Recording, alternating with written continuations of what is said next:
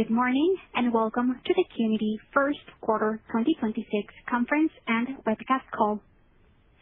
Currently, all callers have been placed in a listen-only mode, and following management's prepared remarks, the call will be open for your questions. I will now turn the call over to Meg Miller, Vice President of Global Communications. You may begin. Thank you, and welcome to our first quarter 2026 earnings call. I'm joined by John Kemp, Qnity's Chief Executive Officer, and Mike Goss, Qnity's Interim Chief Financial Officer. Earlier today, we issued our earnings release along with a supplemental slide presentation, which can be found on our investor relations website. Before we begin, I'd like to remind you that today's discussion will include some forward-looking statements. These statements represent our best view of predictions and expectations for the future, but numerous risks and uncertainties may cause actual results to differ. Please refer to our earnings release and SEC filings for a discussion of these risks.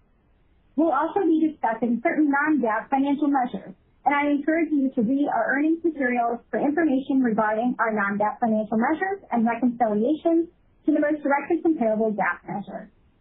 And now, it's my pleasure to turn it over to John.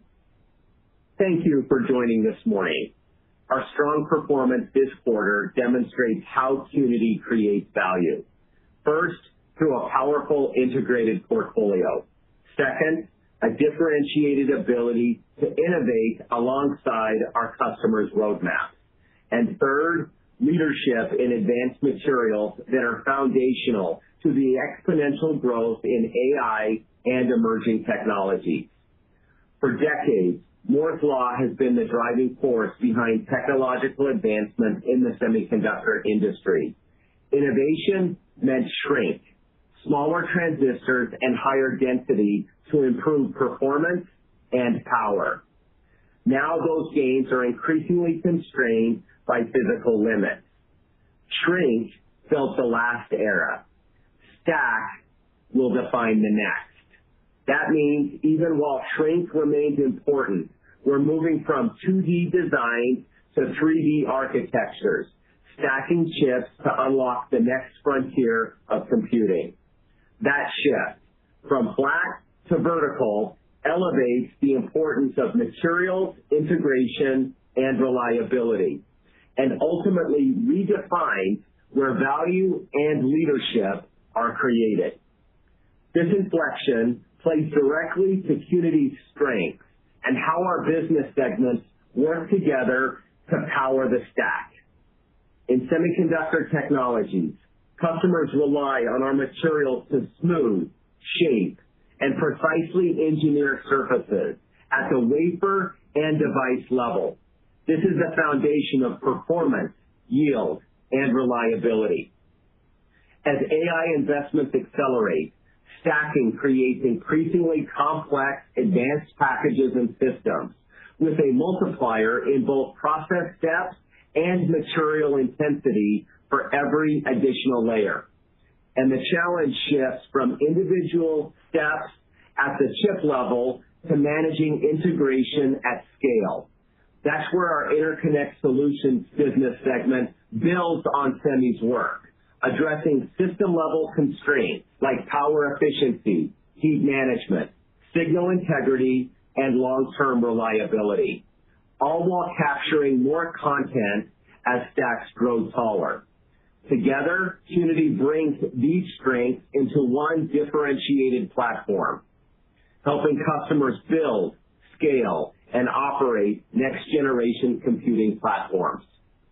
With these unique capabilities, supported by our local-for-local model that keeps us closely connected to customers around the world, Qnity is well-positioned as the partner of choice for many of the industry's leading fabricators and OEMs pioneering next-generation tech. Position reinforces our confidence in delivering sustainable long-term value for our shareholders. That long-term confidence is reflected in our near-term execution. Let's turn to our first quarter results, where we delivered our 8th consecutive quarter of strong, profitable organic growth. Organic sales increased by 17% versus 2025, with double-digit growth across both segments. Adjusted operating EBITDA increased by 22%, and adjusted earnings per share grew by 33%. These results clearly reflect the ongoing momentum from AI-exposed end markets and next-generation technologies, along with our ability to drive strong operating leverage. In Semi, we grew organic sales 12% year-over-year, driven mostly by advanced nodes, led by advanced logic and high-bandwidth memory. We also benefited from ongoing improvements in mature nodes and NAND. Across the board, fab utilization rates continue to improve in line with our expectations. As wafer mix continues to shift toward the leading edge with more advanced nodes, we're well-positioned for continued growth, driven primarily by increasing content per wafer. Higher node complexity brings more CMP process steps, incremental demand for our most advanced cleans, and requires increasingly intricate lithography patterning. Volumes at 3 nanometer continue to scale, and we're starting to see meaningful activity at 2 nanometer. Beyond this, we're increasingly excited about Angstrom-era nodes like 16, 14, and 10, which is the primary focus of our R&D engagement with customers and keeps us tightly aligned to their roadmaps. In ICS, we had an exceptional quarter with organic sales growing 22% year-over-year, driven by content and share gains in advanced packaging and interconnects and thermal management. Advanced packaging is expected to be a core growth driver for years to come as the move from shrink to stack accelerates. As I mentioned earlier, more sophisticated architectures mean larger package sizes, higher layer counts, and more Qnity content in every device. In advanced interconnects, we're winning new business with AI PCB fabs for the leading hyperscalers and premium smartphone OEMs, where signal integrity and reliability requirements continue to rise. As data center demand accelerates, managing heat is a critical objective. Our industry-leading thermal management portfolio is designed to remove heat across the entire system, supporting increasing content and higher device performance. Our growth momentum is a testament to the depth of our customer relationships and the strength of our innovation engine. We're in a strong process of record, or POR, position across both segments due to the investments we're making in R&D and innovation, giving us visibility into our growth potential over the next few years. Built on decades of partnership, we've earned our customers' trust, and with it comes a clear mandate to innovate and to move fast, because in this industry, that's what it takes to win. During the quarter, we underscored that trust through several key announcements, including a new collaboration with NVIDIA focused on advancing materials research and development for next-gen AI, high-performance computing, and advanced packaging. By combining our materials expertise with NVIDIA's modeling and simulation capabilities, we're working to accelerate development and improve manufacturing capabilities. That same commitment to collaboration and execution is reflected in our inclusion in Apple's American Manufacturing Program, recognizing our role as a long-term trusted partner. To support customer roadmaps and supply ramps for the most advanced chips, we continue to execute our capital allocation strategy to further bolster manufacturing capacity and strengthen our local-for-local operating model. In the U.S., we expanded our footprint with the March opening of a 385,000 square foot facility in Delaware. And in Taiwan, we announced a new state-of-the-art site with advanced production, clean rooms, warehousing, and R&D labs, scheduled to be fully operational in early 2027. These investments significantly expand our manufacturing capacity for critical CMP materials, strengthen our operational and regional capacity, and advance collaborative innovation with customers. Before I hand things over to Mike, I want to touch on end market demand and the broader macro environment. Customers remain highly focused on supply chain resilience at a time when wafer capacity remains tight. As customers allocate capacity to the highest value applications, our portfolio mix is increasingly moving beyond consumer electronics to attractive high-value applications like data centers, autonomous driving, and aerospace and defense. And while there's been a considerable attention on the impact of memory pricing on demand for devices like smartphones and PCs, our results this quarter demonstrate we aren't seeing a material impact for two important reasons. First, our exposure is primarily to premium devices, which tend to be more resilient. And second, AI-led infrastructure growth is more than offsetting any softness in consumer electronics. Whether chips are going to data centers, satellites, or smartphones, we're well positioned to pick up that demand given the depth and breadth of our portfolio. With that, I'll turn it over to our interim CFO, Mike Goss, to discuss our financial results and provide an update on our full year guidance. Thanks, John, and good morning, everyone. We had an excellent start to the year with first quarter net sales of $1.3 billion, up 18% year-over-year and 11% sequentially. On an organic basis, sales improved 17% versus the same period last year. Adjusted operating EBITDA was $411 million, up 22% year-over-year. Adjusted operating EBITDA margin expanded more than 125 basis points versus the same period last year to 31.3%. Adjusted EPS for the quarter increased 33% to $1.08. This was a record quarter for Qnity, driven by continued momentum in our AI-linked businesses and strong execution by our team. We're very pleased with the performance, which reflects a combination of strong volumes, operating leverage, and favorable mix. Let me provide a bit more detail on how each business segment performed during the quarter. Semiconductor Technologies performed in line with our expectations, with net sales of $722 million, with year-over-year organic sales growth of 12%, led by demand for advanced logic and HBM chips. We saw broad-based strength across several product lines, with particularly strong gains in CMC consumables. First quarter was strengthened by $20 million of inventory restocking, particularly in mature nodes, following customers' careful inventory management in the fourth quarter. This pattern was similar to what we observed in the first quarter of 2020. Our adjusted operating EBITDA margin in the segment was 36.4%, up 130 basis points sequentially from the fourth quarter, driven by improved manufacturing efficiencies and favorable product mix. In Interconnect Solutions, impressive execution delivered net sales of $593 million, with organic growth of 22%, led again by advanced packaging and interconnects and thermal management.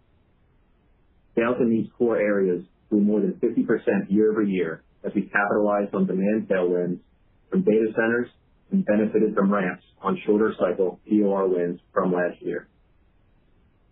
Adjusted operating EBITDA margin for ICS was 28.5%, an improvement of 280 basis points sequentially. This was driven by strong operating leverage on higher volumes and favorable mix.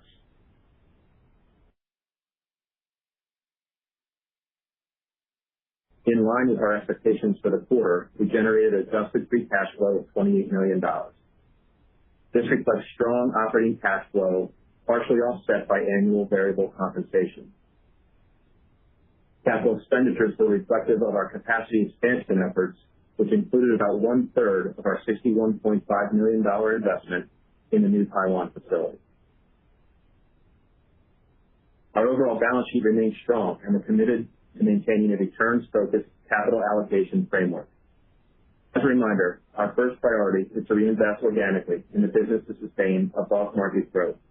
We continue to anticipate elevated CapEx investment for the full year at approximately 9% of sales, driven by investments to strengthen our local-for-local footprint, in key geographies and support our transformation initiatives. Over the longer term, we expect CapEx to be in the 6% of net sales range. We also remain committed to returning capital to our shareholders through our quarterly dividend, and during the quarter, we repurchased $25 million worth of shares to offset normal equity dilution.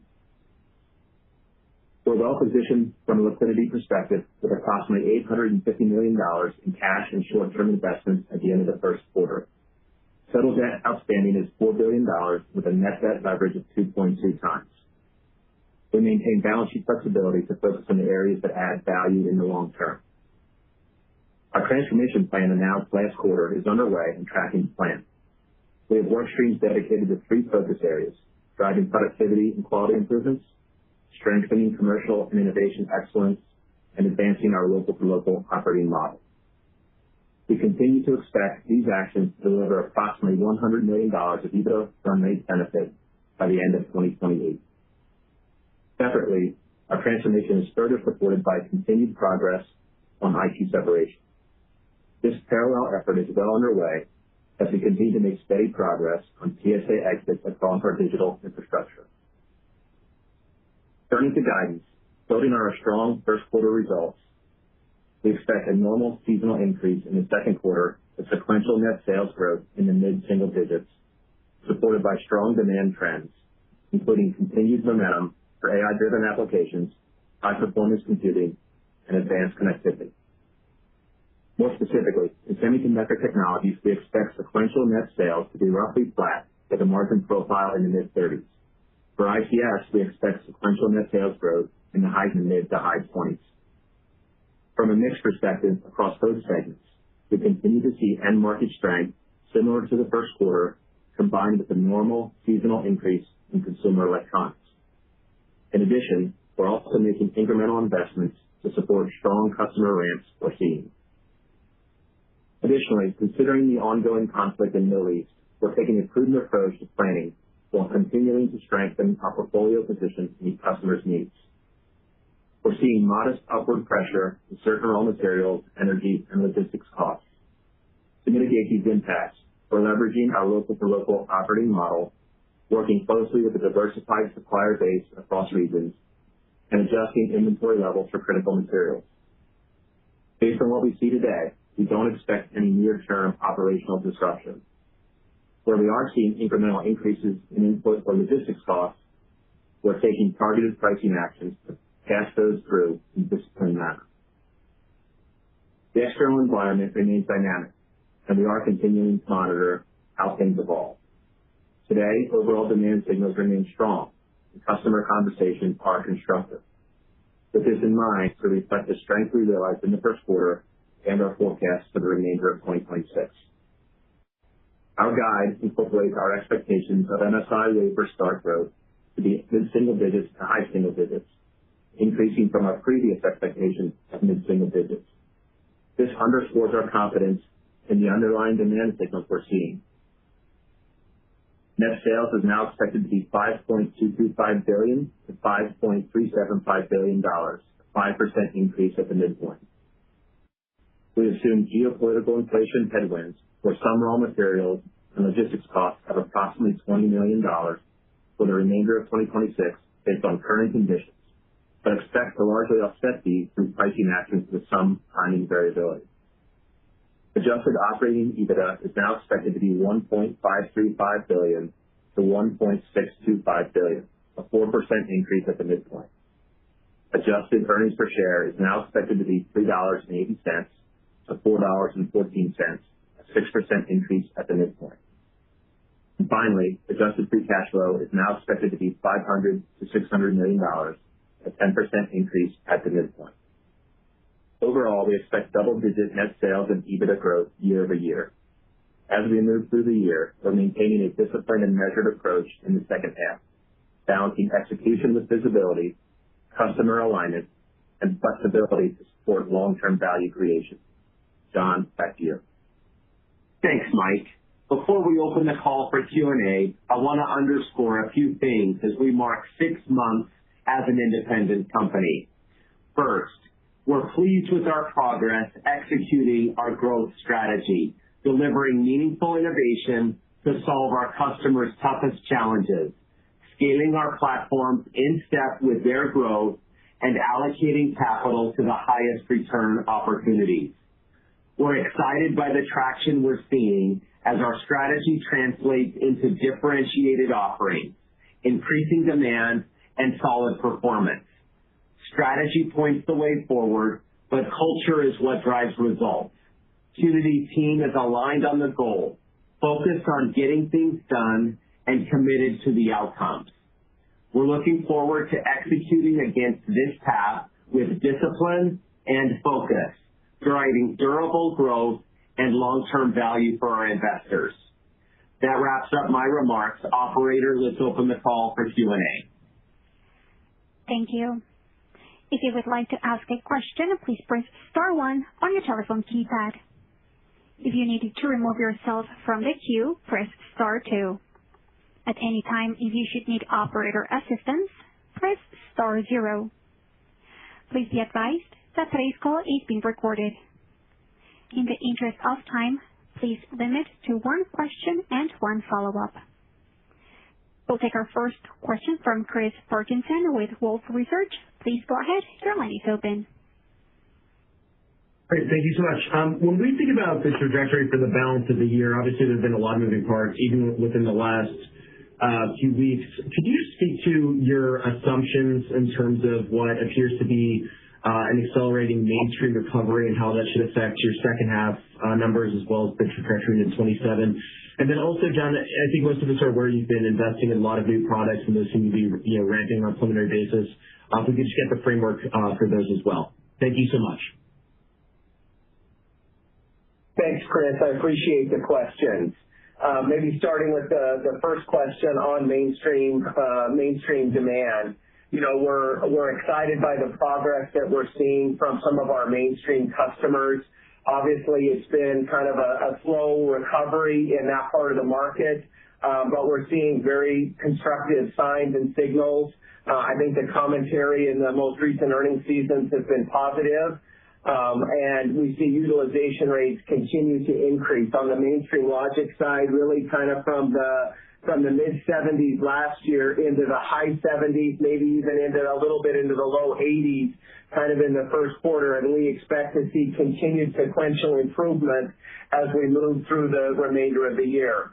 Obviously, there is a bit of an impact from memory market on demand in some of these areas. But what we're really excited about is the increasing positive demand that we're seeing from AI applications starting to extend in the mainstream realm. We've heard lots of customers talking about edge computing and physical AI over the last few weeks and the growth that they're anticipating from that. We think that that's going to power kind of the next wave of AI-led infrastructure demand, and we're excited to see that progress on the recovery on the mainstream side. Maybe moving to your second question around new product introductions. We're really excited by the continued progress that our innovation and R&D and commercial teams are having on securing new process of record or POR wins. 2025 was a record year for us, and we saw POR wins in every line of business. That momentum has continued into the early part of this year, where we continue to see wins across the most advanced technologies in both segments. To give you a couple that I'm really excited about, we launched some new CMP materials across both pads and advanced cleans, targeting the most advanced semi nodes, 2 nanometer, and even starting to get into some of the angstrom era nodes of 16, 14, and forward. We've seen some nice wins in our lithography space in both ARF as well as some EUV sublayers to help facilitate the continued growth of the most advanced lithography. And then on the interconnect side, we continue to see new wins in AI PCB boards with fine lines and interconnect copper solder and interconnect products, as well as continue to see progress advancing our thermal management portfolio across thermal pads, liquid gap fillers, and phase change materials. So a lot more to come on innovation, but it's really powering the strong momentum that we're seeing in both segments. Great. And just as a quick follow-up, just switching over to the ICS side of it, I mean, I think it's a lot of what we hear out of the data centers, hyperscalers, and GPUs seems to be pretty much heading in the right direction. Can you just speak to, it seems like kind of the content which you can, in terms of your tangible addressable market, it seems to be further evolving, even since what you put out at the CMD last year. Can you just speak to further that kind of the broader opportunity, how you see kind of the run rate growth, over the next few years, and whether that actually differs and it's higher than it was even 6 to 9 months ago? Thank you so much. Yeah, thanks. Obviously the ICS business continues to outperform significantly, and really driven by the strong alignment that it has to AI-led demand. And that's really fueled by the access or the exposure that we have to kind of the three highest growth areas in the interconnect segment: advanced packaging, thermal management, and AI PCBs. And in the first quarter, we saw those three areas collectively grew by more than 50% in the quarter year over year, benefiting from, and those tend to be a little bit shorter cycle wins, and so as we win new business, they tend to scale up a little bit faster. And so what you're seeing is the results of some of the wins that we had last year starting to scale and really contribute to growth. We expect advanced packaging and thermal in this part of the market to remain the fastest growing parts of our portfolio. We're investing in line with our customers to meet their capacity as they put more capacity in the ground, especially for things like advanced packaging, and they continue to build out more advanced printed circuit board architectures to be able to meet the rising demand. And we're investing in line with that to be able to meet that demand. I don't think we're at the point where I want to update guidance on the ICS segment, but we're excited by the continued momentum that we're seeing, and we think it'll be a strong contributor to our growth going forward. Much appreciated. Thank you. We will move next with Melissa Weathers with Deutsche Bank. Please go ahead. Hi, thank you so much, and congrats on the really nice start to the year. And I really like this narrative of shrink versus stack. I think that's an interesting way to frame it. I guess to that point, and kind of following up on the last question, the AI PCB design wins that you talked about, it seems like those PCBs need to be upgraded significantly as we look at like the architectures of some of these new processors coming out. So is there any other color you can give on what the direction of travel is in that market? What kind of visibility do you have? How deep are your customer engagements on that PCB side? And then I noticed it kind of seems like maybe it's the third fastest grower behind advanced packaging and thermals. Is that the right way to think about it? Or I guess any other color on the AI PCBs I think would be helpful. Sure, Melissa, and thank you. I think the progress that we're seeing on the AI PCBs is maybe an underappreciated part of the growth story, right? So what we're seeing is as the OEMs are looking to drive performance, reliability in their system level design, they need the capability to get all of that computing power effectively distributed throughout the data center. And what that requires is an increase in the number of layers so that you can get all of that data rapidly transmitted into the system.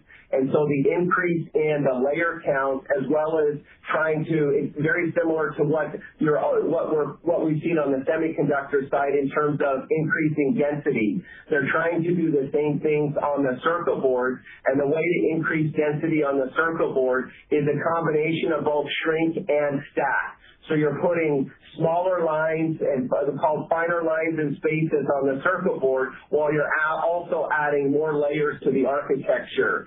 in both dimensions. Both of those trends require more advanced technology to allow the overall board to meet the performance requirements of the application. And in both situations, both finer lines as well as in higher layer counts, that plays into the strengths of the Qnity portfolio and really where our metallization business has been positioning itself for several years. We put a concerted effort on this part of the market going all the way back to the downturn in 2023, where we shifted our R&D portfolio significantly to focus on this part of the market, and it's paying dividends today, and we're continuing to be excited by the roadmaps that we have with our leading PCB customers as we help them to scale kind of the next generation formats for printed circuit boards as well as the next generation formats for advanced packaging. Perfect. Thanks for that. And then as we look at your growth over this year and maybe next year, you talked about some of your capacity plans in your prepared remarks, but at a high level, how do we think about your ability to supply at this point? Are there any areas where you may be constrained or accelerating capacity build-outs? And I guess, is there any kind of revenue framework that we should be thinking about for how much you can supply and where your limits are? Yeah, thanks, Melissa. So when we think about our supply and demand planning, we do that in lockstep with our conversations with customers on what their demand ramps are expected to be over the next few years. And typically we can invest inside of the investments of our customers, so that gives us good, and usually after we've already have POR wins. So these tend to be very high return projects that we have confidence because we've already won a lot of the business that will then be used in these facilities. Our local for local operating model has been a strategic advantage for us, where we continue to invest to build out capacity and capabilities in all of the key geographies that are important to our customers. If you look at the last few years, we've added capacity in every single one of our semiconductor product lines to make sure that we had capacity not only to meet demand as it returns to the record 2022 levels, but even beyond. And that's kind of underscored by the announcements that we made in the first quarter with the new capacity in the U.S. and Taiwan. Both of those are bringing kind of state-of-the-art production capabilities, especially for the fastest growing part of our semi segment, which is CMP consumables. It gives us access to clean room space, to production capacity, to R&D labs. And we're excited. What I would say about the scale up is in Delaware, where we've got our first line already operational and in customer qualifications. Obviously in Taiwan, we'll complete the equipment installation and the fit out this year and expect that site to be fully operational in early 2027. On the interconnect side of the house, we typically the capacity investments there are typically relatively small and quick to scale up. So we can do those in fairly modular incremental investments that are kind of well inside the capital allocation framework that Mike talked about in the prepared remarks. Thank you. Thank you. We will move next with Bhavesh Lodaya with BMO Capital Markets. Please go ahead. Hi, good morning, John. Question on your agreement signed with NVIDIA and Apple recently. If you could talk a bit more about around the scope and longevity of these agreements. And I'm curious how this plays in your relationship with TSMC, and if does it make it easier to win qualification for the next 10 nodes? Is it part to potentially getting more market share over time? Happy to hear your thoughts on that. Yeah, thanks, Bhavesh. Good question. When I think about these agreements, to me, what I think it underscores is really the attention that materials providers are starting to see from across the technology and the semiconductor ecosystem. Whereas in the past, a lot of the conversations would be just directly with our manufacturing partners and the folks who are buying, the transactional customers. What you're seeing is that when you get to things like signal reliability, power efficiency, thermal management, that the technology and the process complexity are so great that the materials innovation angle is starting to kind of emerge as one of the important drivers of system-level performance. And so you're starting to see we're starting to see OEMs get involved in material selection and design, and they're looking for capable materials innovation partners to help them advance what they're great at, which is the application engineering. So Qnity brings that materials innovation expertise that can complement the fantastic application engineering capabilities of many of our OEM partners. And that partnership allows us to speed up the pace of innovation and to make sure that we're keeping pace with the technology roadmaps in the industry. It reinforces the partnership that we have with customers, but it's more an extension of those partnerships because we're now involving kind of the rest of the value chain in those holistic system-level design decisions, which creates great opportunities for us because our portfolio is fairly uniquely positioned to be able to solve the problem at a system-level design. Got it. And maybe as a follow-up, a separate question, there are reports of multiple Chinese players trying to scale up their memory production to benefit from the ongoing shortage in the industry. Just given your presence there, could you talk about if you are seeing that impact and are you exposed to these dynamics in the second half? Yeah, good question, Bhavesh. So on the memory market, look, I think lots of folks are trying to allocate capacity to the highest return opportunities. We're certainly seeing that on the utilization trends for both DRAM as well as NAND. Just to give you a couple of data points there. On DRAM, we kind of finished 2025 in the mid-80s. And have been kind of trending up into the high 80s, and we continue to expect to be in the high 80s, maybe even reaching above 90% as we get into the second half of the year. And nice progression in NAND as well, from kind of the mid to high 70s last year, kind of in the high 70s and progressing quickly, maybe even into the low 80s as we get into the second half of the year and start to see continued recovery in that part of the market. As it relates to the memory market in China, we don't have, most of our China semiconductor exposure is really on the mature logic side because memory usually converts more quickly to the most advanced technologies. And in China, we're not selling into the most advanced technologies in China, so we don't have a lot of in-depth conversations with the memory part of the market in China.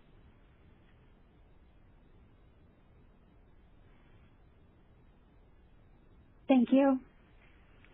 We will move next with John Roberts with Mizuho. Please go ahead. Hi, John. Mike. This is Saurabh from India of John.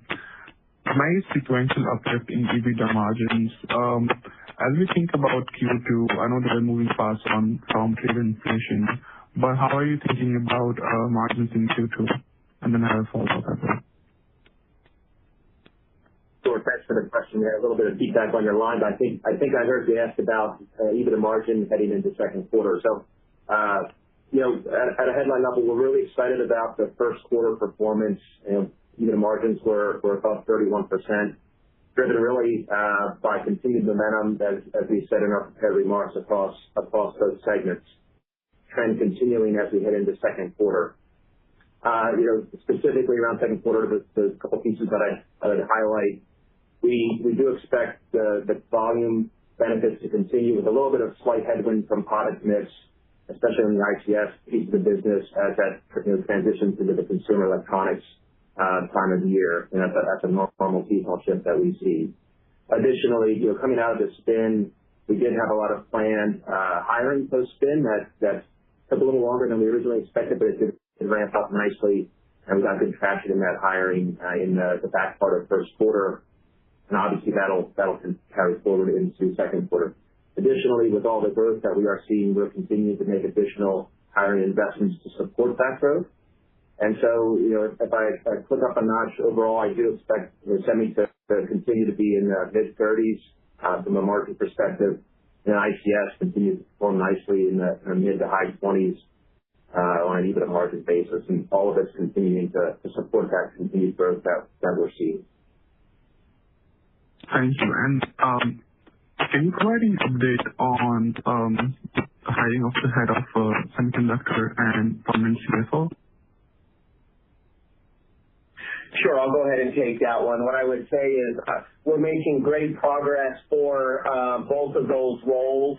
We've got a really strong candidates that we're actively engaging and evaluating. We're obviously working with as much speed and urgency as we can, and we're fortunate to have a couple of really qualified executives who are doing a terrific job helping to run the business as we work through this process. And I look forward to sharing more about those appointments as we get here into the future. Thank you. Thank you. We will move next with Edward Yang with Oppenheimer. Please go ahead. Hi, John, Mike. Congrats on a nice quarter. First question is on Interconnect Solutions. EBITDA margin there was a record by a wide margin. It sounds like that's sustainable, but just wondering where that ceiling can go. And on the flip side, why was semiconductor EBITDA margin down year-over-year?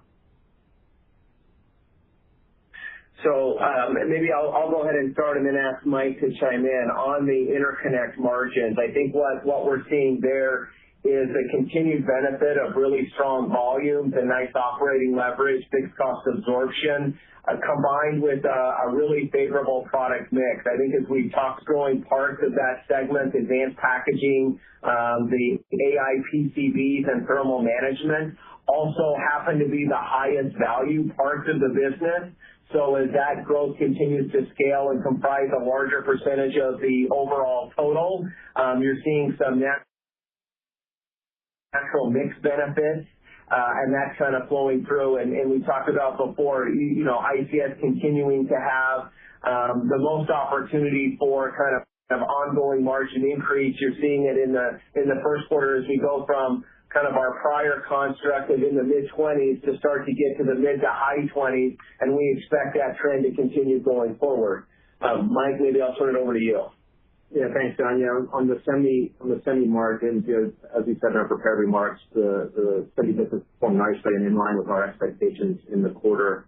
From a margin perspective, we saw a little bit of maternity restocking in the first quarter, and that product mix can always impact margins in the semi space. But from a broader, maybe give you a little bit of color more broadly, from a geographic perspective, we continue to see nice performance across broader part of Asia, with a couple highlights from Taiwan up 25% year-over-year on a top line basis, and Korea up 17% year-over-year. Americas performed nicely as well. So looking ahead to next quarter, I continue to expect to see high performance out of semi from a growth perspective, and as we talked about before, their margins should continue to be in the mid-30s space.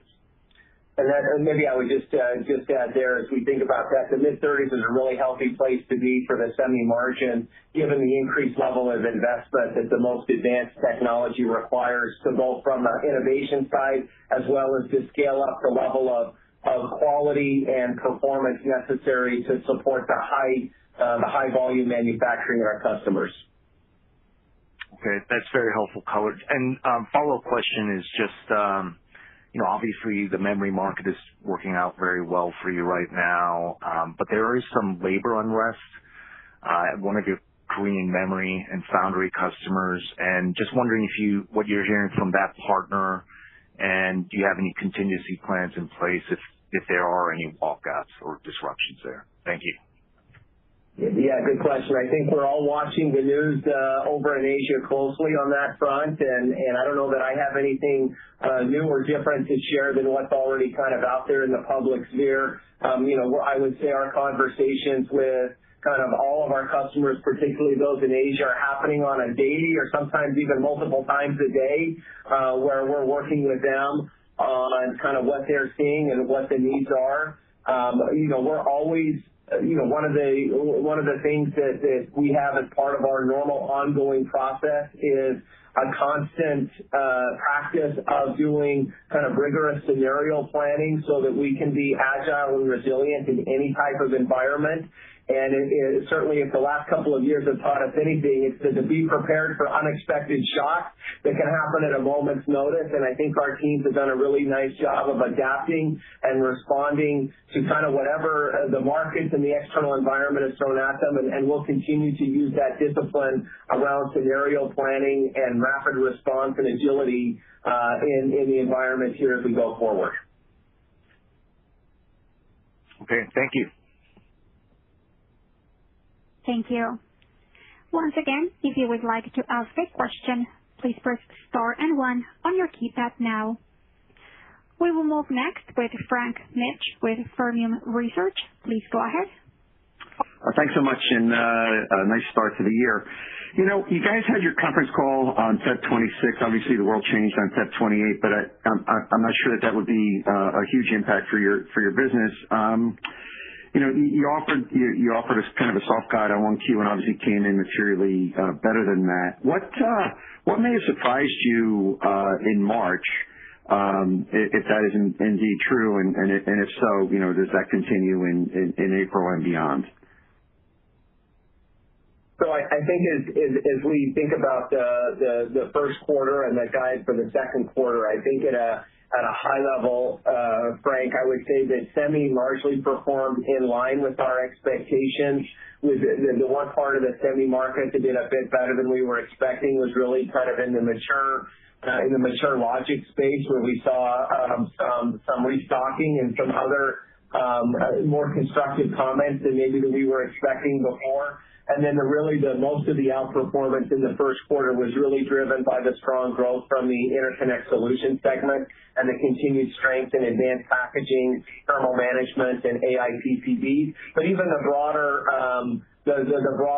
interconnect space was relatively healthy. So the magnitude of the strength there, compared to what I would call kind of historic seasonal patterns, it was remarkable, and we see that momentum continuing and Mike gave a little bit of color there on what we expect in each of the segments going into the second quarter, with kind of roughly flat revenue for the semiconductor segment and another high single-digit sequential increase from the interconnect segment, with the start of some of a build in some of the consumer electronics applications in our portfolio.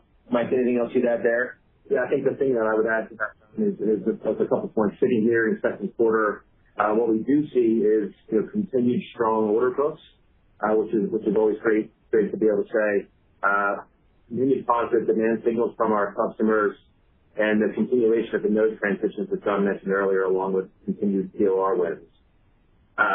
You know, from a perspective of the second half, you know, in my prepared remarks, we talked about the guidance that we issued today, having taking a very prudent view on that from an inflation perspective. And so as we monitor that closely and proceed through the second half, if conditions I'll say improve, we have a chance to do even better.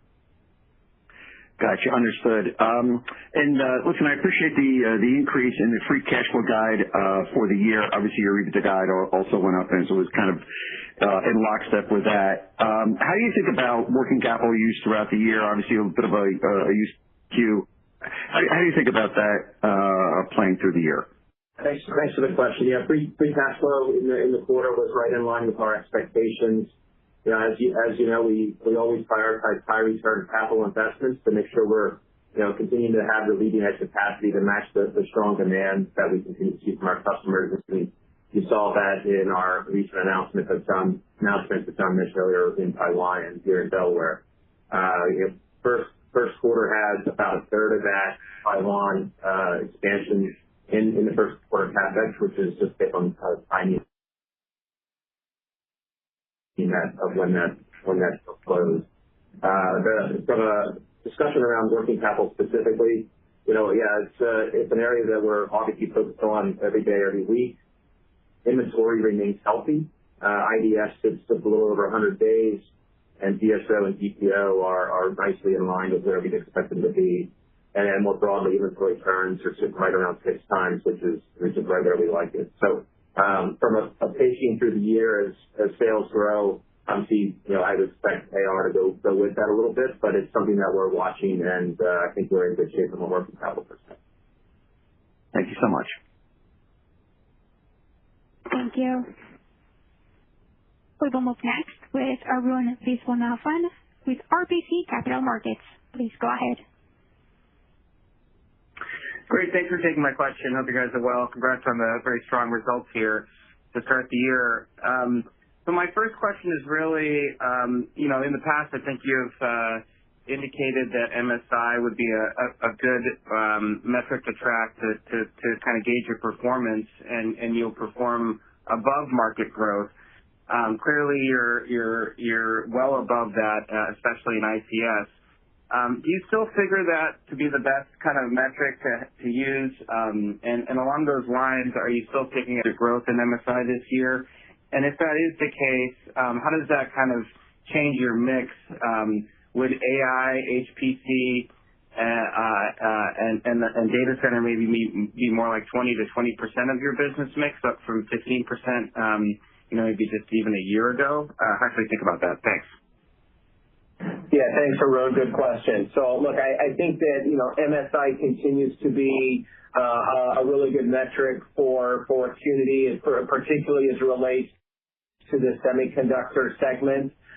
We have increased our expectations for MSI for the year, as Mike alluded to in the prepared remarks, going from our prior expectations of mid-single digit to now in that mid-single digit to high single digit. And I think there's room to do even better than that as we move through the second half of the year and watch how things evolve. But as we mentioned, the order books remain strong and our customer conversations remain constructive. When you think about other metrics, obviously interconnect has been growing much faster over the last several quarters. We tried to look for different kind of external benchmarks and metrics to be able to correlate that to. Historically, we've looked at kind of the one that's probably the best has been the PCB area metric. That kind of sits in, last year it was kind of in the low double digit range. This year it's kind of in that mid-single digit to high single digit in a very similar spot to where MSI is. So not a lot of spread between kind of the published PCB metrics versus the MSI metrics. Outperformance in ICS continues to be led by, those three growth areas that I talked about before. And I think that will increasingly shift our end market mix in a favorable direction.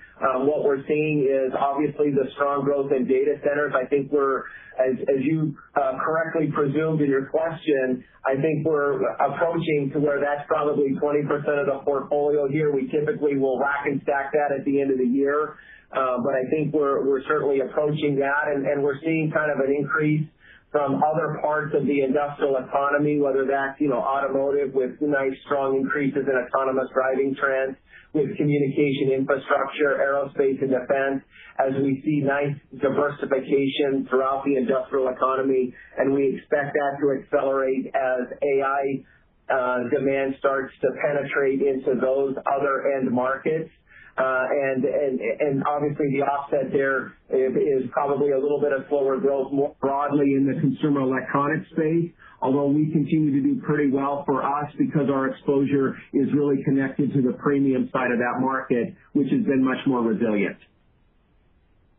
And thanks for that. And then you mentioned the growth and the move towards 2, 3 nanometer and as well as 12, 14, and 16 angstrom technologies. Maybe you can just give us some brief details there. Are you well positioned? Would you have to make more investments on that side? And what is the timing on some of those developments kind of starting to contribute to profitability at Qnity? Thanks. Yeah, thanks, Arun. Look, we're really excited by the technology roadmaps in both of our segments. The semi roadmap, we're really excited. Obviously, we're seeing a lot of benefit from the 3 nanometer volumes that continue to scale. We're hearing great things and excited by the start of 2 nanometer technologies as we get to the second half of the year. Similarly, on the memory side with HBM4, a lot of very positive commentary in the first quarter and in the months that have followed around the progress that our customers are making with HBM4. and we're excited to see those continue to progress in coming years. I'll leave the exact commercialization timing to kind of the announcements of what some of our customers have said. The investments that we've made over the last couple of years, the investments that we're making this year, give us a tremendous amount of confidence that we'll have sufficient capacity to scale up those next generation technologies with our customer. In particular, I think it's a real benefit for both the polishing and patterning parts of our business. So whether it's CMP or lithography, we're well positioned from a capacity point of view. We continue to see nice wins on POR positions for those angstrom era nodes. And as those commercialize over the next few years, we'll have sufficient capacity to meet the. Thanks. Thank you. And once again, that is star and 1 on your telephone keypad if you would like to join the queue. We'll pause for a moment to allow any further questions to queue.